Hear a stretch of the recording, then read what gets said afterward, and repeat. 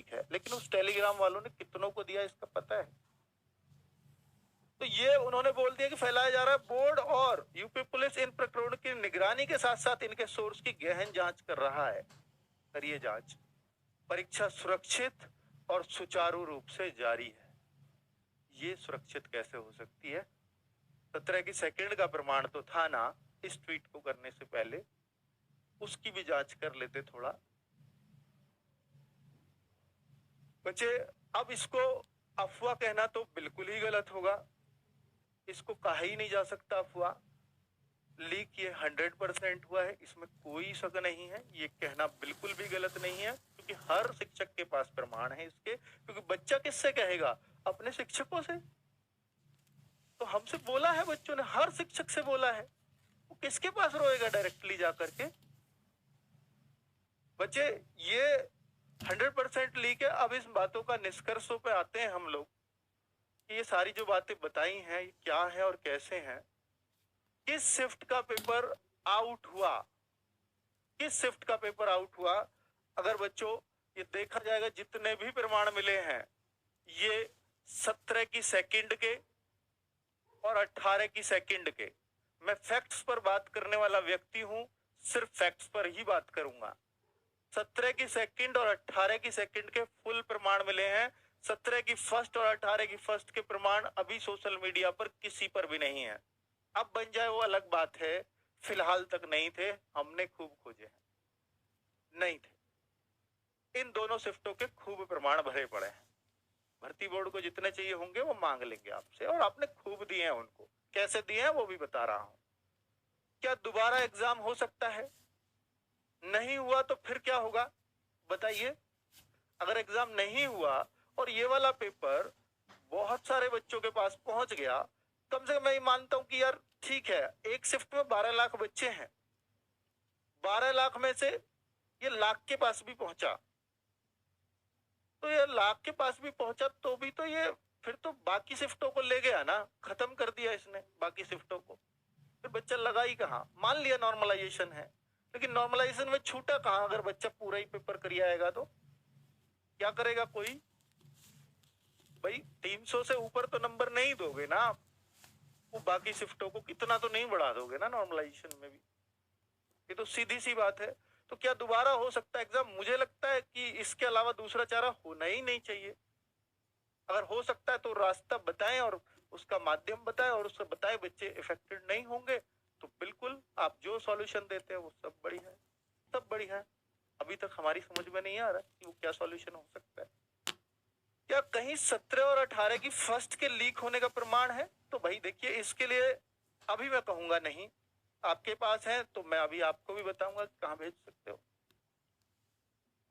यदि पेपर की second shift ही cancel हुई तो क्या फर्क पड़ेगा अगर पेपर की केवल सेकंड शिफ्ट कैंसिल हुई?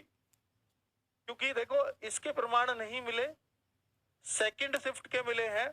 और ये बोला कि सेकंड शिफ्ट ठीक है, 17 और 18 के। 17 के विवेक सर ने भी खूब प्रमाण दिए और ये भी दिख रहे हैं आपको। ठीक है, ये भी एडिटेड हो सकते हैं, लेकिन उन्होंने भी कल दिए ही हैं पूरी तरह से, बहुत प्रमाण उन्होंने खोज के दिए हैं। लेकिन आप देखो, अगर सेकंड शिफ्ट ही कैंसिल हुई तो सेकंड शिफ्ट कैंसिल हुई तो एक फर्क जरूर पड़ेगा, फर्स्ट शिफ्ट वाले बच्चों को लिमिटेड टाइम मिला। अब सेकंड शिफ्ट अगर कैंसिल हुई तो एक टाइम मिलेगा बच्चों को, जो होपफुली इलेक्शन के बाद होगा। पहले भी हो सकता है, मुझे नहीं पता, वो आपकी मर्जी है कब कराना चाहो। लेकिन इनको टाइम एक्स्ट्रा मिल गया, पेपर का पैटर्न भी इनको पता चल गया, तो जाहिर सी बात है कि भाई जो है ये सेकंड शिफ्ट कर भी सकते हैं। लेकिन फर्स्ट शिफ्ट वालों पे फर्क तो पड़ेगा, इसमें कोई शक नहीं। अब बच्चे, क्या ऐसा हो सकता है क्या कि या सिर्फ हम हवाई बातें कर रहे हैं? ऐसा इसलिए हो सकता है क्योंकि 2018 में 41,520 भर्ती आई थी, उसमें एक शिफ्ट को पूरी तरह से इन्होंने कैंसिल किया था, और वो 19 तारीख की फर्स्ट या सेकंड शिफ्ट थी जून की। 18 तारीख की थी, या तो 18 या 19 में से कोई सी एक, 18-19 जून 2018 को पेपर हुआ था, उनमें से कोई सी एक शिफ्ट कैंसिल की थी पूरी तरह से, और वो फिर 26 अक्टूबर को वो पेपर हुआ था। जून के बाद सीधा अक्टूबर में तो उन 4 महीने में बच्चों को बहुत फायदा मिला क्योंकि पेपर का पैटर्न उन्हें पता चल चुका था कि ऐसा ऐसा आएगा। तो इतना फर्क पड़ा था कि 180 पे मान लीजिए पहले वाले पेपर का कट ऑफ गया था, तो उस वाले पेपर का कट ऑफ गया था 215 216 वाले बच्चे सेलेक्ट हुए थे। हालांकि नॉर्मलाइजेशन वो चीजें भाई उसी शिफ्ट का नॉर्मलाइजेशन उसके हिसाब से होगा। बहुत ज्यादा क्योंकि नॉर्मलाइजेशन है इस वजह से तो बहुत ज्यादा फर्क पड़ेगा तो नहीं, पर कुछ तो पड़ेगा, ये तो तय है। अब मैं अगर बात करता हूं कि यदि पेपर की सेकंड शिफ्ट ही कैंसिल हुई तो ये फर्क मैंने आपको बता दिया। अब बच्चे हमें स्टेप्स क्या लेने होंगे उस पर बात करेंगे। तो एक तो यूपी पुलिस पेपर लीक, आप 1,62,534 बच्चे लाइव इस वीडियो को देख रहे हो, तो UPP underscore paper underscore leak India में नंबर 1 ट्रेंड कर रहा है। ये किसी टीचर ने या उसका वो नहीं है, क्योंकि एक टीचर में इतनी ताकत नहीं है कि वो 1 घंटे में इतना ट्रेंड करा दे। किसी टीचर में ताकत नहीं है पूरे यूट्यूब पर। ये बच्चों का दर्द है जो छलक रहा है, बच्चों का गुस्सा है जो वो ट्विटर पे निकाल रहे हैं। ये ट्रेंड एक दिन से काम नहीं चलेगा और एक दिन में कोई मीडिया वाला आपके ट्रेंड पर ध्यान नहीं देता। ट्रेंड पर ध्यान देंगे, हर मीडिया वाला ध्यान देगा। आप लगातार 3 दिन ट्रेंडिंग में तो रखो, इंडिया में नंबर 1 लगातार 3 दिन रख के तो दिखाओ। अपना गुस्सा निकालना है तो निकाल के तो दिखाओ। आपके किसी भी फिजिकल प्रोटेस्ट से ज्यादा अगर कोई ताकत है तो वो यहाँ आपको दिख जाएगी। और केवल यही नहीं करना, सारे टीचर्स हमारे इस 18 तारीख के सेकंड शिफ्ट का सॉल्यूशन कराने के लिए बैठे थे कि आएगी, आंसर की बनाएंगे, बच्चों को दिखाएंगे कि उनके कितने सही है। मन ही नहीं किया, सारे टीचर अभी भी यहाँ हैं, मन ही नहीं किया। किस मन से बनाए पेपर को, इसकी आंसर की कैसे बनाए? बच्चों के पास पहले से ही आंसर्स है, हमारे आंसर्स की जरूरत ही कहाँ है उन्हें। वो लीक वाले पेपर को देखेंगे, मिलाएंगे, सही है जी। और भाई फिर तो सही है, तो सीधी सी बात है कि फिर कहाँ 110 115 क्वेश्चन काम आने हैं बच्चों को। सीधी सी बात है, 150 का पेपर है, 150 का लीक हो रहा है, 140 145 से नीचे कौन बच्चा उम्मीद करेगा? वो तो फिर उनमें ही लड़ाई है जिनको पता है, जिनको कम याद आए हैं और जिनको ज्यादा याद आए पेपर में लीक हुए में से, उनके बीच ही लड़ाई रहेगी और किसी की तो लड़ाई है ही नहीं। बाकी तो लड़ाई से बाहर हो गए मेहनती बच्चे। तो बच्चे एक तो ये, दूसरा अब आप क्या कर सकते हैं उस पर थोड़ा विचार कर लें। और मैं फिर अपने टीचर्स को भी माइक दूंगा 2-2 मिनट के लिए। नवीन सर भी अपनी बात रखें, संदीप सर भी अपनी बात रखें, क्योंकि दर्द सबके अंदर है बच्चों। बहुत मेहनत किया था इन लोगों ने आपके लिए, बहुत, जितना शायद ही कोई कर पाए। और मैं यही कह रहा हूँ कि हमारे टीचर ने क्यों, हर टीचर ने की है यूट्यूब पे मेहनत। हर टीचर का पढ़ाया हुआ है, जब एक का पढ़ाया हुआ आता है तो सबका आता है। ये बताने की जरूरत नहीं है फिर किसका आया है किसका नहीं। तो बच्चे ये भी आप अपनी बात रखेंगे आपसे। और ट्विटर को एक्स बोलते हैं अब, तो भाई ये कल से इस पर लग जाना एक नए हैशटैग के साथ, क्योंकि सेम हैशटैग लगातार ट्रेंड में नहीं रहता। तो आज पेपर लीक वाले को ट्रेंड कराओ खूब जम के, और कल ये वाला ट्रेंड चला देना। अभी रवि सर ने भी आपको वीडियो में बताया होगा, टारगेट विद डालो। ये सारे टीचर, हम लोग कितनी सी कम्युनिटी है भाई टीचर्स की, सब एक ही तो है। सारे टीचर देखो, हर टीचर का दर्द दिखे। कोई है कोई खुश कि पेपर लीक हुआ है? आपका उधर टीचर्स को फिर से व्यूज आएंगे, अरे भाई व्यूज जाओ भाड़ में, पहले आपका भला है। हर टीचर बड़ा ही तब होता है जब आपके भला के वो सोचे। हो ही नहीं पाएगा अगर उसके मन में थोड़ा सा भी बल्कि बच्चों के प्रति छल है, तो कोई बड़ा नहीं हुआ आज तक, ना कोई कभी हो पाएगा। बड़ा सिर्फ इस वजह से होता है क्योंकि वो अंदर से साफ होता है आपके लिए। और री एग्जाम अगर हम कह रहे हैं तो सीधी सी बात है कि वो सबके लिए कह रहे हैं, चारों शिफ्टों के लिए कह रहे हैं।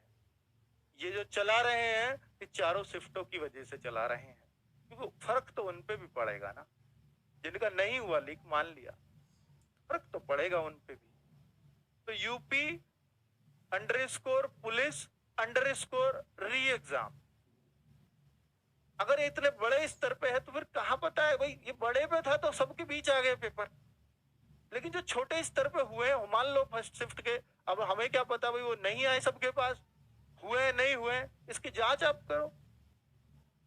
हमें नहीं मिले प्रमाण, प्रमाण ढूंढना हमारा काम थोड़ी है। और जब इन दोनों शिफ्टों के तो उनके प्रमाण भी आप खोजो। हम इस खुफिया एजेंसी थोड़ी है, तो वो आपका काम है।